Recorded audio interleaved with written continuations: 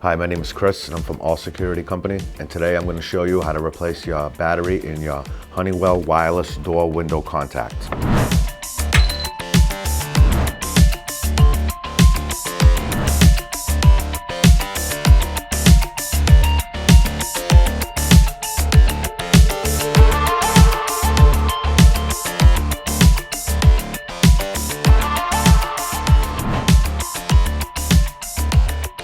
All you will need is a flathead screwdriver and a hand.